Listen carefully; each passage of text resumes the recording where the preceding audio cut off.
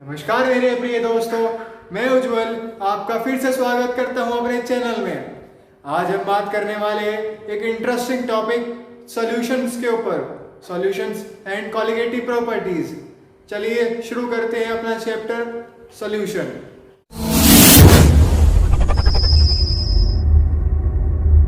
Solution is the homogeneous mixture of two और more compounds.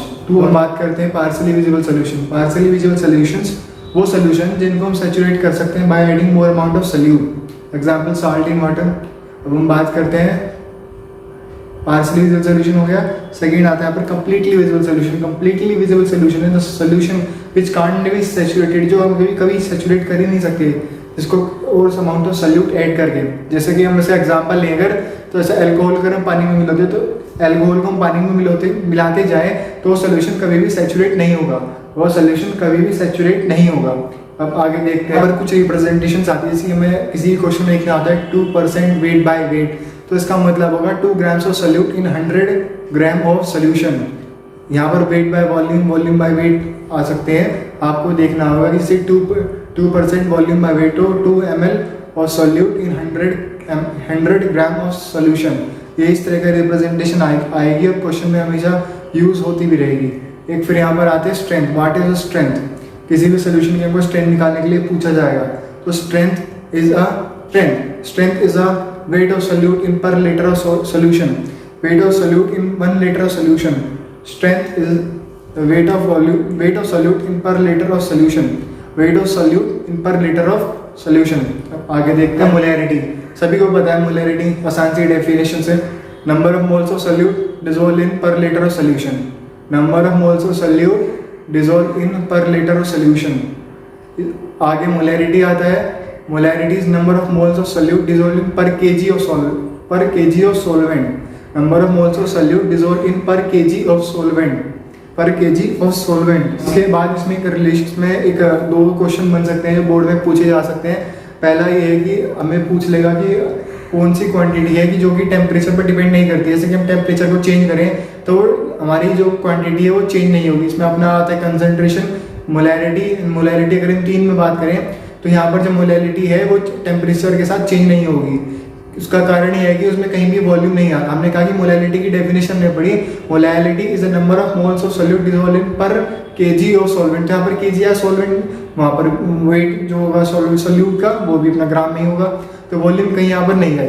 तो यहाँ पर किसी भी टर्म, कोई भी टर्म वॉल्यूम पर डिपेंडेंट नहीं है, तो ये इस कारण से टेम्परेचर पर डिपेंडेंट नहीं होगी। बाकी मोलैरिटी में भी वॉल्यूम ऑफ सोल्यूशन आया और स्ट्रेंथ में भी वॉल्यूम ऑफ सोल्यूशन आया, तो ये टेम्परेचर पर डिपेंडेंट होगी।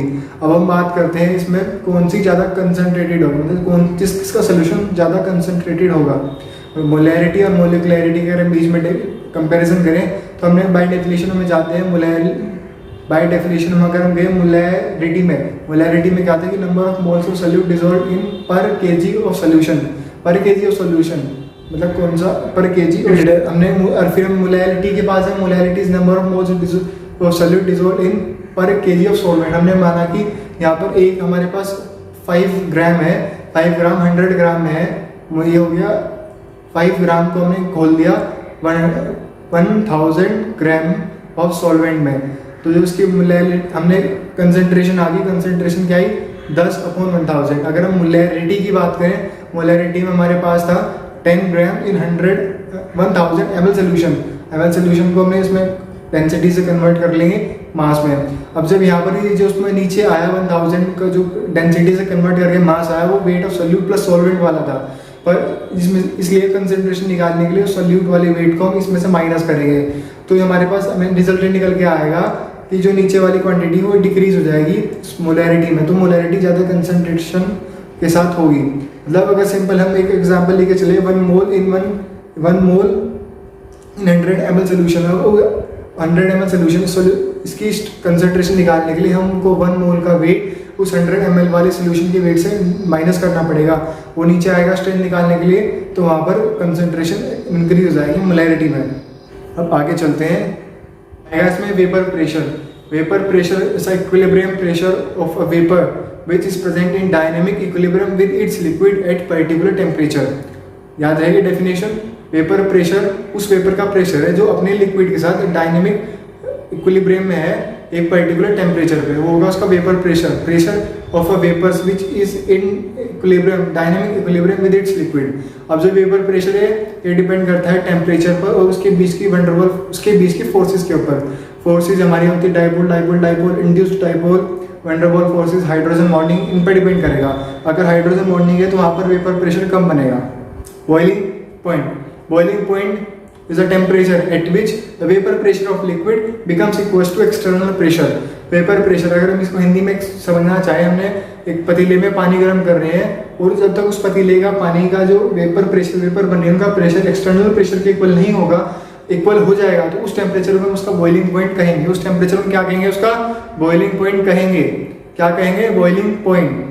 अब अगर प्रेशर, अगर बाहर का एक्सटर्नल प्रेशर 180 है तो हम उसको क्या कहेंगे, नॉर्मल बॉइलिंग पॉइंट, उसको हम क्या कहेंगे, नॉर्मल बॉइलिंग पॉइंट। अब यहाँ पर एक क्वेश्चन आता है कि जो हमारे पास हिल एरियाज है उसमें कोई फूड को कुक करना डिफिकल्ट क्यों होता है, तो उसका एक रीजन है कि जो बाहर में हिल एरियाज में एक्सटर्नल प्रेशर कम होता है तो जो अंदर के वेपर का प्रेशर भी कम हो जाता है, तो वहाँ पर जो डायनेमिक इक्विलिब्रियम, जो वहाँ पर प्रेशर इक्वल हुआ, वो टेम्परेचर लोअर देन जिस पे वो पकता है, तो वहाँ पर बॉइलिंग करना डिफिकल्ट होगा। ये क्वेश्चन बोर्ड में पूछा जा सकता है और इम्पोर्टेंट। अब आगे आता है राउट्स लॉ। राउट्स लॉ ये for two miscible liquids for volatile solute and solvent के लिए होगा। इस राउट लॉ कहते हैं vapour pressure of any mixture, any solute और solvent is directly proportional to its mole fraction. Partial pressure of a mixture, partial pressure of a solute or solvent is directly proportional to its mole fraction।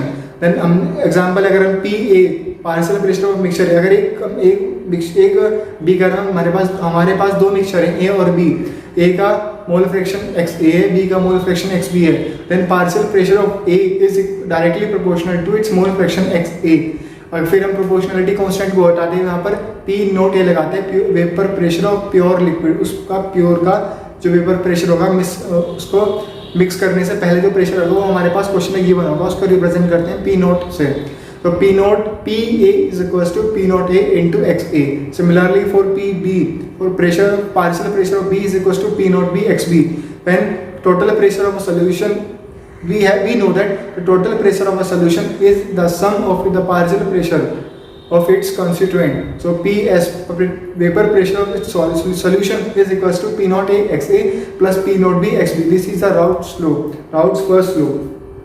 इसके ऊपर हमारे पास numerical आएंगे, छोटे छोटे numerical बनते हैं, वो आप देख लेना एनसीईआरटी में गिवन है। कुछ क्वेश्चन बन सकते हैं, एक छोटी सी थ्योरी है वो समझिए। हमने एक बीकर में कोई भी दो लिक्विड डाल लिए, सॉल्यूट प्लस सॉल्वेंट मिला के एक मिक्सचर तैयार कर लिया, फिर जो उनकी वेपर प्रेशर बनेंगे, जो वहाँ पर मोल फ्रैक्शन हमने बीकर में डाले वो तो हमारे हाथ में थे, हमने कितना ज़्यादा ऐड कर लिया कितना कम ऐड कर लिया, लेकिन जो उनके वेपर बन के उनके जो ऊपर वेपर उस बॉक्स में इकट्ठा होंगे, जो उनके मोल फ्रैक्शन है वो हमारे हाथ में नहीं है, वो उसकी मोलिकुलर फोर्सेस पर डिपेंड करेंगे कि जितना स्ट्रॉन्गर मोलिकुलर फोर्सेस होगा उतना वहाँ पर कम वेपर बनेंगे। अब उस वेपर में जो ऊपर वेपर बने उनका फ्रैक्शन निकालने के लिए कितना है, तो हम वहाँ पर फॉर्मूले यूज़ कर सकते हैं जो हमने डाल्टन जी ने दिए थे।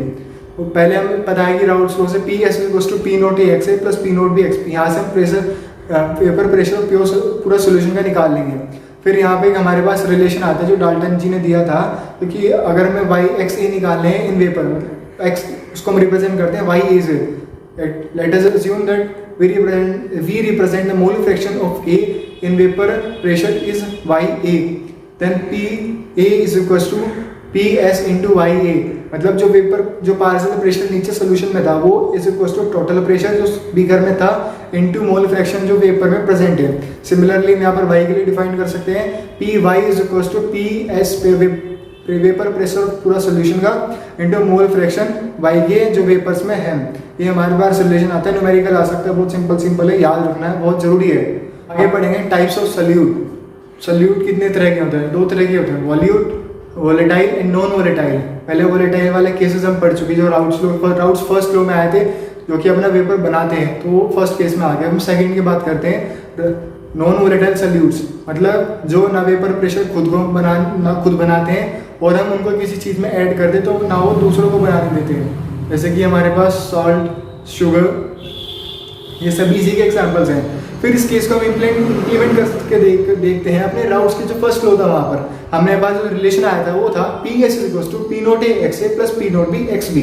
अगर हमें पता है कि यहाँ पर सल्यूट को रिप्रेजेंट करते हैं एक्स बी से, अगर एक्स बी के यहाँ पर हमारे पास वेपर ही नहीं बने तो मोल फ्रैक्शन 0 हो जाएगा।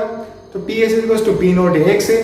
अब पी एस फिर यहाँ से हमारा एक रिलेशन निकलेगा, देख सुनते यहाँ ध्यान से, P S is equals to P note A X A. P S upon P note A, जो वहाँ पर पी नोट ए लिखा हुआ था उसको हम नीचे लिया है, is equals to X A. तो P S upon P note A is equals to X A, relation आ गया। अब हम दोनों को 1 में से माइनस कर सकते हैं, इधर भी 1 से माइनस कर दिया, इधर से भी 1, कोई पूरी इक्वलिटी में कोई फर्क नहीं पड़ा। तो क्या आएगा, P note A minus P S upon P note A is equals to X B. तो यहाँ से हम निकाल सकते हैं अपना जो हमारे मोल फ्रैक्शन ऑफ बी के थे वो निकाल सकते हैं। और जो यहाँ पर P note A minus P S, इसको हम कहेंगे लोअरिंग इन वेपर प्रेशर, और P note A minus P S upon P note A, इसको हम कहेंगे relative lowering in vapour pressure. Question में पूछा जाएगा relative lowering in vapour pressure के ऊपर क्वेश्चन आएंगे, आपको पी नोट ए निकालना होगा, फिर एक्स ए निकालना होगा। इस तरह से यहाँ पर सोल्यूशन में क्वेश्चंस में हम यूज करेंगे। ध्यान देना इस फॉर्मूले के ऊपर, relative lowering in vapour pressure P note A minus P S upon P note A is equals to X B, and for lowering in vapor pressure P naught A minus PS.